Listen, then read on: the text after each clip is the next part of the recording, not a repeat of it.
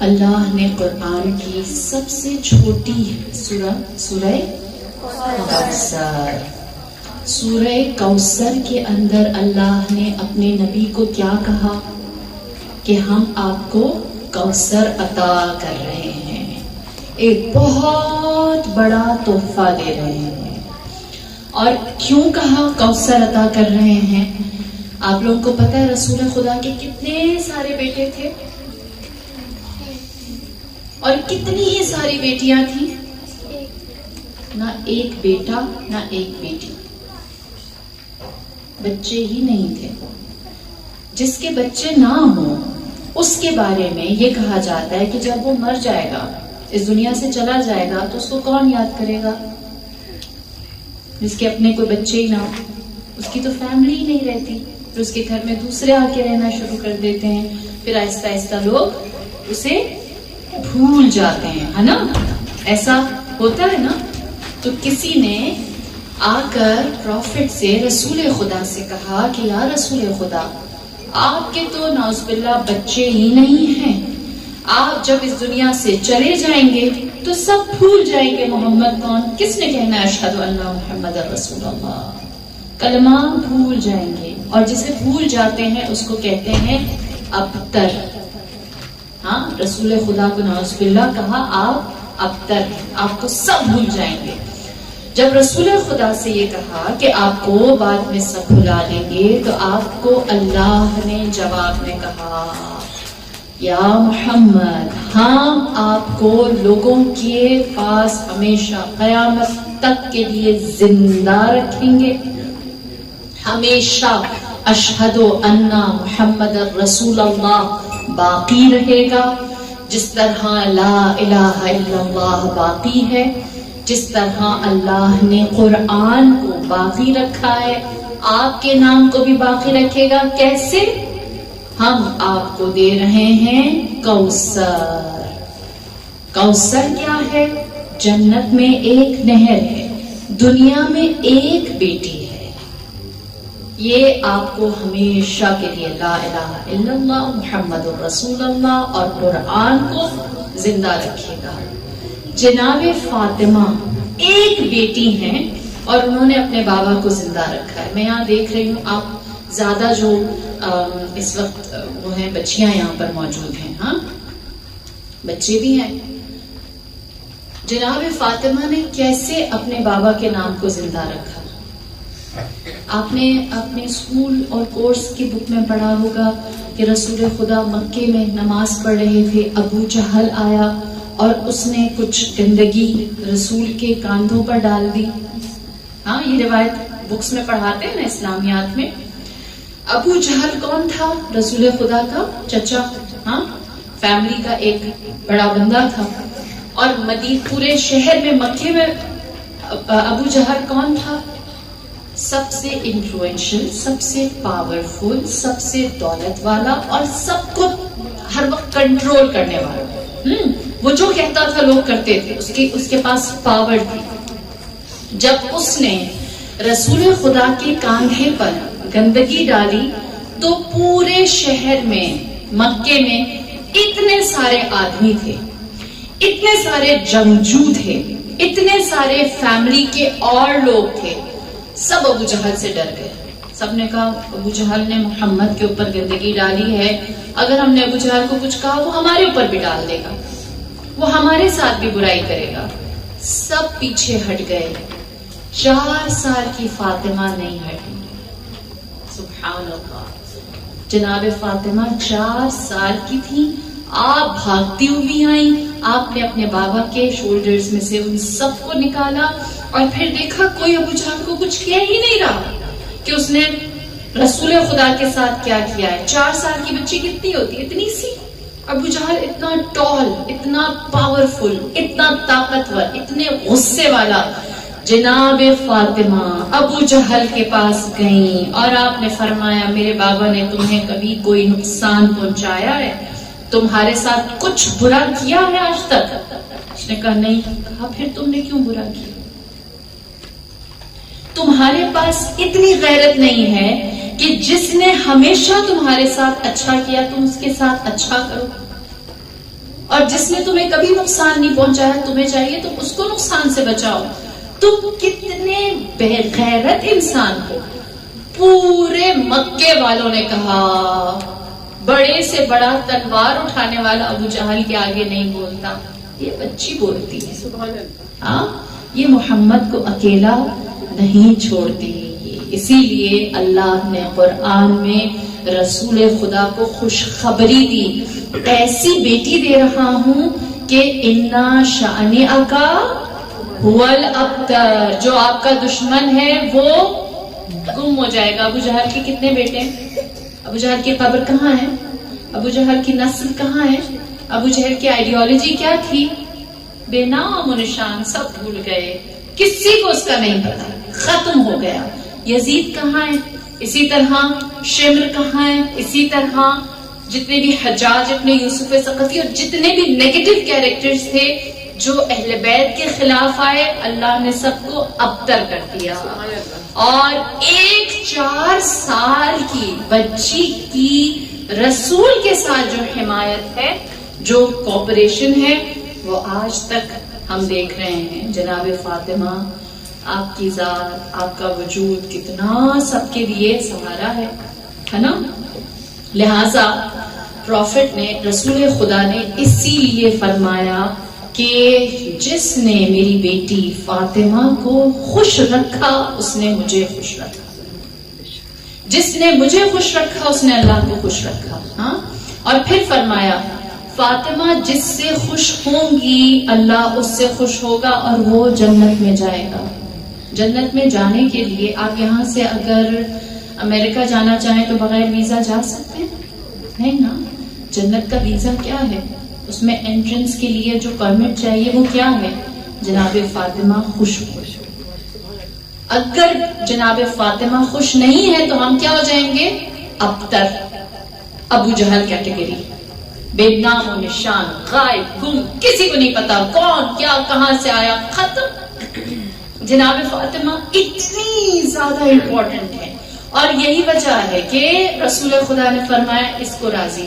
اور پھر اس کے بعد جب رسول خدا اس دنیا سے رخصت ہو رہے تھے, آپ کے انتقال کا, آپ کی ڈیتھ کا وقت نزدیک تھا, تو رسول اللہ نے بی بی کو, جناب فاطمہ کو اپنے پاس بلایا اور ان کے کان میں کچھ کہا سیکریٹلی.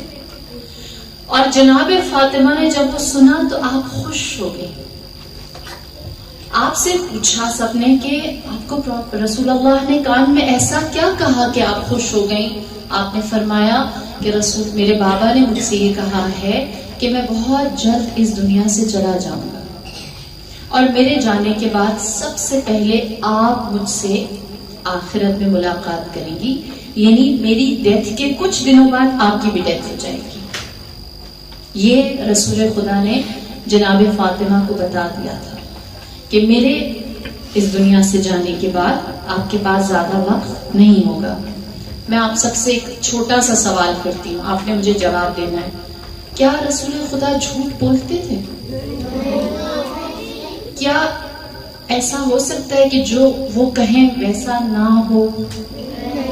نہیں, جو وہ کہتے ہیں وہ سچ ہے.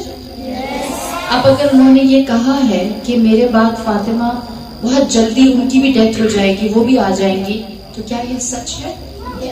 مسلمانوں کو ماننا چاہیے تھا.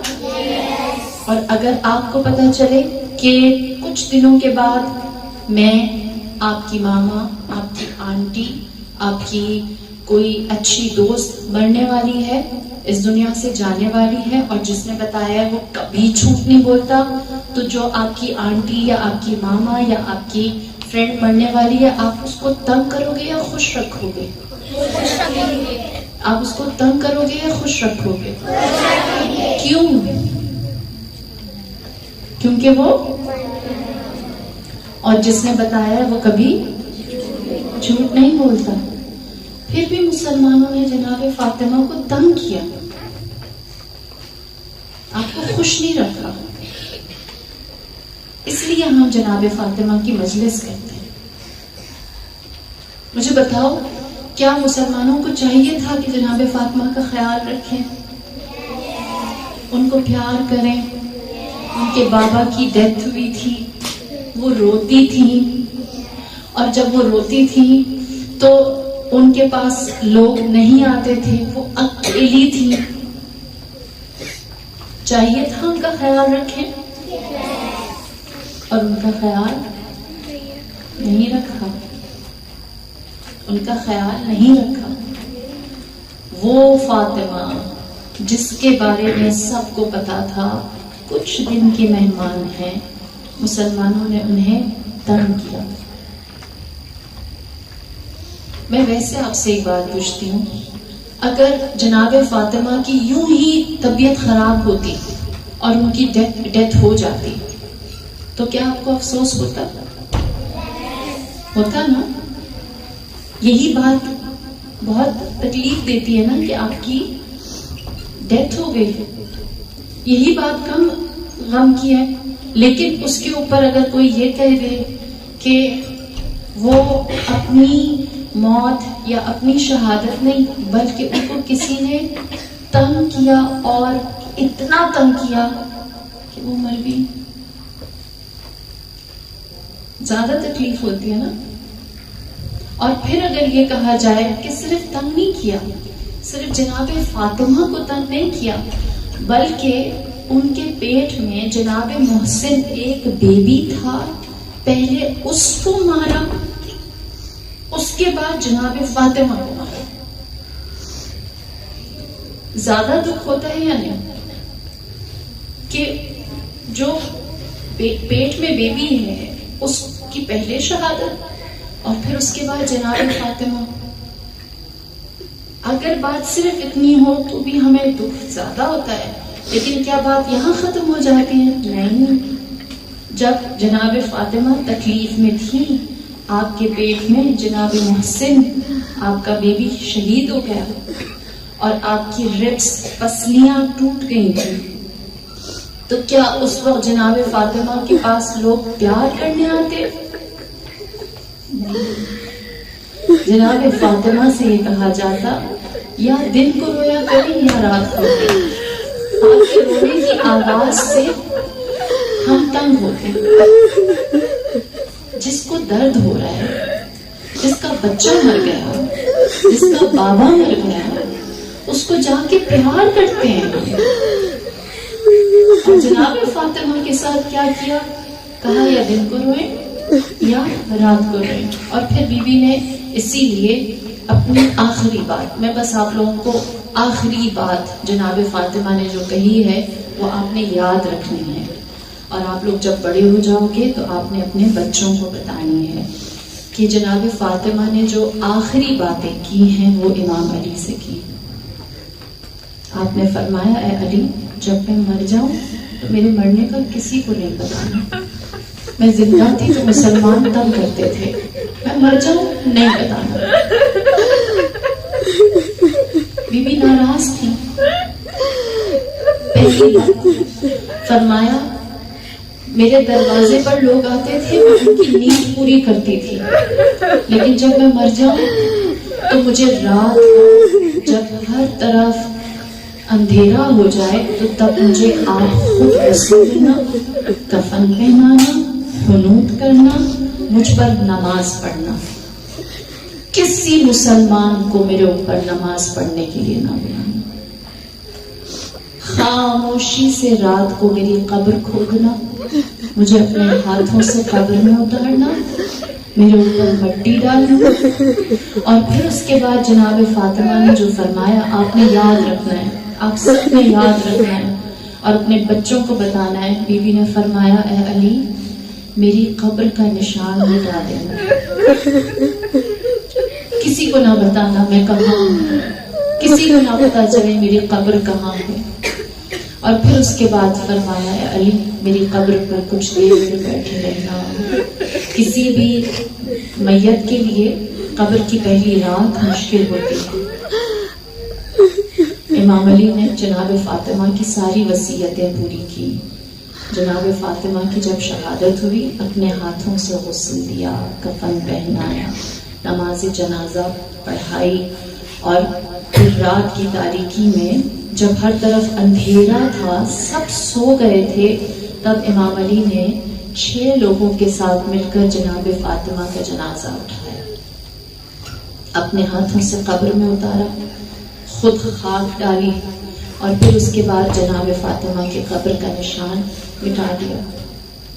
اسی لیے آپ کربلا جاتے ہیں، امام حسین کی قبر ہے، آپ نجف جاتے ہیں، امام علی کی قبر ہے، آپ مشہد جاتے ہیں، امام رضا کی قبر ہے، آپ سامرہ اور کاظمین جاتے ہیں، وہاں ائمہ کی قبر موجود ہیں، آپ مدینہ جاتے ہیں، قبر امام حسن ہے، قبر امام محمد باقر اور باقی ائمہ ہے، مدینے میں رسول خدا کی قبر پتہ ہے۔